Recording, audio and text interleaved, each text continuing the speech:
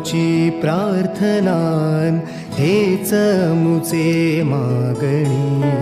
हीच मुची प्रार्थनान हेच मुचे मागणी माणसाने माणसाशी माणसा सम वागणे